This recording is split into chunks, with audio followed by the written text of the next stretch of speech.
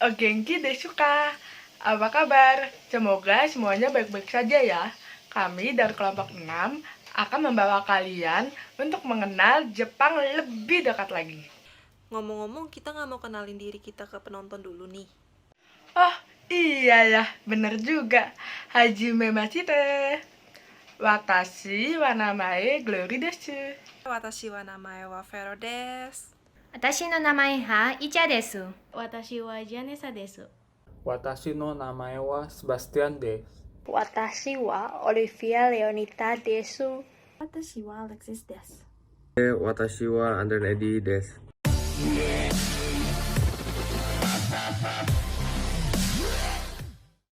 Negara Jepang atau yang disebut sebagai Nipponkoku merupakan negara kepulauan yang terletak di Asia Timur. Negara ini juga berdekatan dengan RRC, berdekatan juga dengan Korea Utara, Korea Selatan, dan juga Rusia. Negara Jepang ini terbentang dari Laut Cina Timur di bagian selatan sampai dengan Laut Okhotsk di bagian utaranya, dan kemudian juga negara ini terbagi menjadi 4 kepulauan besar, yaitu ada Kepulauan Hokkaido, ada Kepulauan Honshu, ada Kepulauan Shikoku, dan juga ada Kepulauan Kyushu.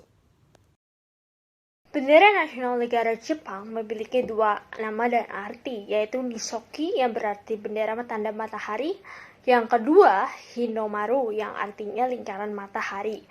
Adapun simbol pada lingkaran warna merah sebagai perwujudan dari dewa matahari Amaterasu. Hal ini diyakini karena negara Jepang akan dibawa ke masa depan yang cerah. Untuk warna putih pada bendera melambangkan tentang kejujuran, integritas, dan kemurnian hati orang Jepang. Negara Jepang menjadi salah satu negara industri yang maju di dunia. Nggak heran beberapa daerah di Jepang menjadi pusat industri masing-masing. Ada Kobe, Osaka, dan Nagoya sebagai pusat industri baja dan tekstil. Pusat industri porselin itu oleh daerah Kyoto. Nah, pusat industri berat ada 3 daerah, yaitu di Yokohama, Hiroshima, dan Nagasaki. Untuk pusat kota sendiri di Jepang sekaligus kota perdagangan ada di kota Tokyo.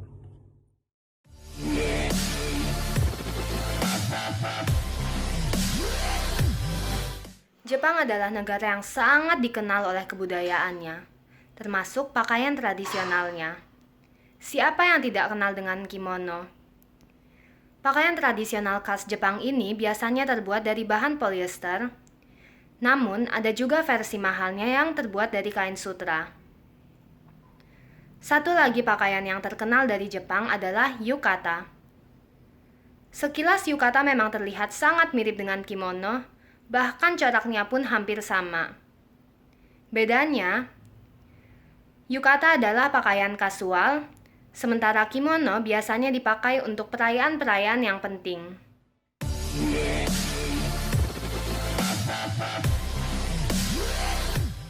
Yuk kita berkunjung ke rumah khas Jepang. Eits, sebelum masuk, lepas dulu ya alas kakinya. Nah, kalau udah taruh di genkan. Udah, yuk kita masuk. Nah, untuk pintunya sendiri, itu tuh digeser dan juga terbuat dari kertas. Kalau ada yang nanya kenapa terbuat dari kertas, karena kalau misalnya dari kertas itu sinar matahari bisa langsung masuk dan nembus ke dalam ruangannya, jadi pencahayaan alami gitu. Nah, jadi hemat energi juga deh. Jadi ini dia ruang tamunya. Nah, di dalam ruang tamu ini tuh terdapat meja yang berkaki rendah. Nah, ini tuh biasa disebut dengan caputai. Nah, caputai ini tuh mejanya multifungsi. Selain bisa digunakan untuk makan atau duduk bareng, bahkan bisa mengerjakan PR juga. Nah, meskipun tidak memakai kursi, para penghuni itu menggunakan kayak alas bantal yang berbentuk kotak yang disebut dengan zaputon. Dan ini kamarnya. Seperti ruang tamu, ruang tidur di rumah khas Jepang biasanya dilapisi oleh tatami. Dan penghuninya tidur di atas alas tidur semacam kasur yang dikenal dengan sebutan futon.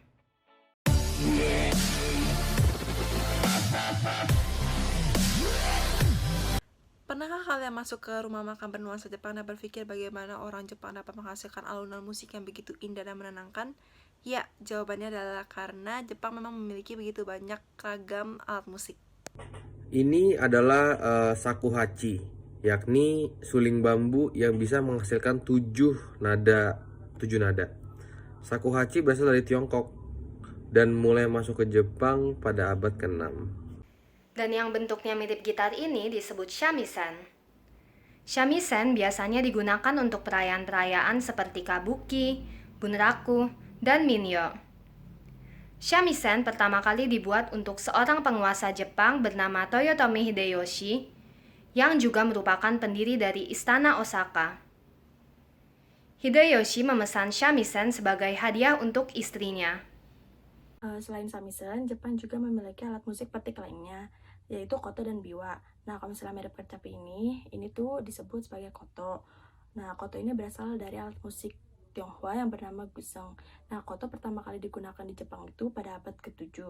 Nah, sementara yang bentuknya bulat seperti ini tuh biasa disebut sebagai biwa. Nah, biwa ini asalnya dari Persia, lalu dibawa ke Cina dan akhirnya masuk ke Jepang. Jepang juga mempunyai drum tradisionalnya sendiri yang disebut wadaiko.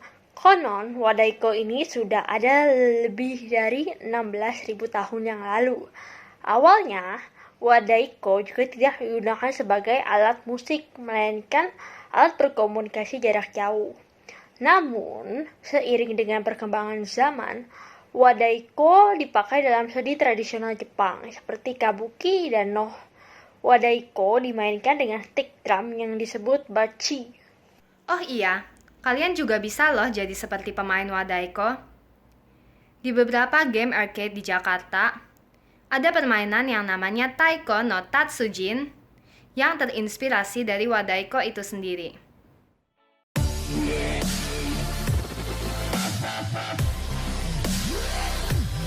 Selain dikenal sebagai kebudayaannya, Jepang juga dikenal sebagai destinasi wisata yang populer dan menarik. Pasti kalian juga tidak asing lagi kan dengan Tokyo Disneyland dan Gunung Fuji yang sangat indah. Di samping itu juga masih banyak destinasi-destinasi wisata yang tidak kalah menariknya, seperti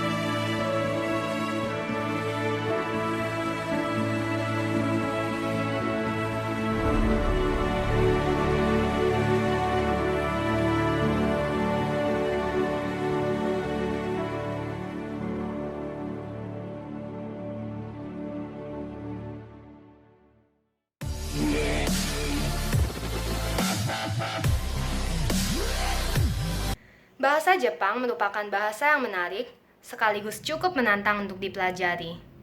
Bayangkan saja, jika biasanya kita menggunakan sistem alfabet Latin yang hanya mengenal 26 huruf saja, bahasa Jepang mempunyai 4 sistem penulisan yang berbeda, yakni kanji, hiragana, katakana, dan romaji.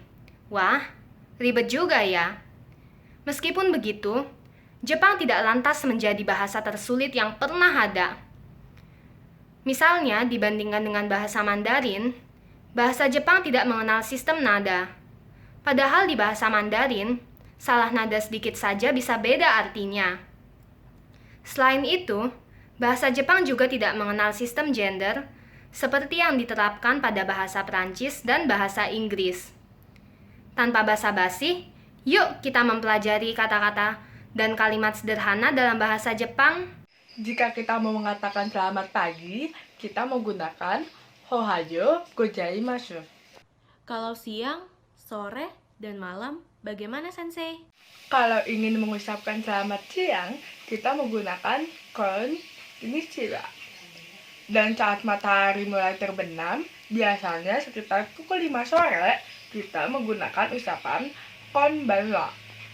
Oh iya, ucapan konbanwa ini tidak hanya berguna pada sore hari saja, tapi juga pada segala situasi ketika langit gelap, misalnya saat mendung. Perlu diingat bahwa konnichiwa dan konbanwa adalah salam yang formal, sehingga ditujukan untuk orang yang tidak terlalu dekat atau posisinya lebih tinggi dari kita. Misalnya, tamu, guru, tetangga yang jarang mengobrol dengan kita, dan sebagainya. Wakari mashitaka. Mengerti kah?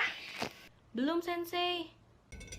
Nah, jika kita belum mengerti sesuatu, kita dapat menggunakan iie, wakarimasen, artinya tidak, saya tidak mengerti. Lalu, kita dapat meminta dengan sopan agar orang lain menjelaskannya lagi dengan mengatakan moichido onegai shimasu. Artinya sekali lagi mohon bantuannya. Terus, kalau udah dijelasin sampai paham, bilangnya apa? Arigato gozaimasu, itu artinya terima kasih dalam formal.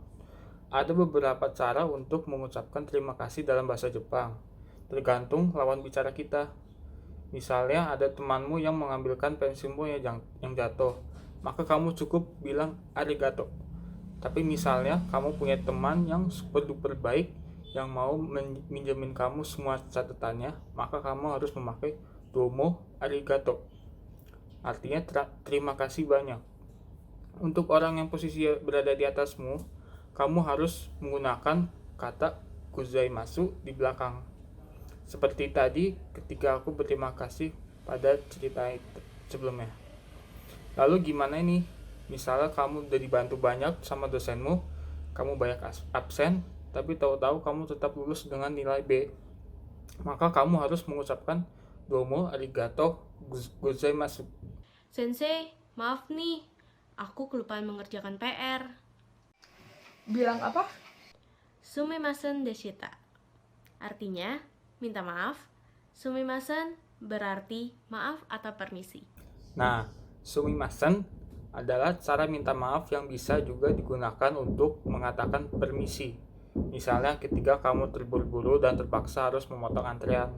Lalu, kata lain yang bisa kita pakai untuk meminta maaf adalah gomenasai atau kependekannya gomen. Biasa dipakai untuk suasana yang tidak formal. Ya, kira-kira segitu dulu bahasa Jepang yang kita ajarin. Tentunya bakal lebih bermanfaat lagi nih kalau kalian mau mendalami bahasa Jepang.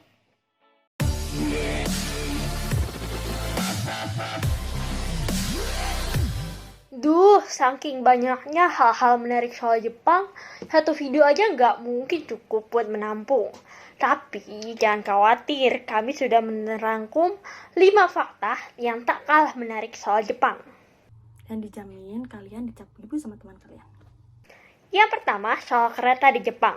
Pada jam sibuk, kereta di Jepang bisa sangat penuh, bahkan harus ada petugas yang tugasnya mendorong orang-orang agar bisa muat dalam kereta. Lalu yang kedua, jumlah penduduk usia lanjut di Jepang jumlahnya lebih banyak daripada kelahiran.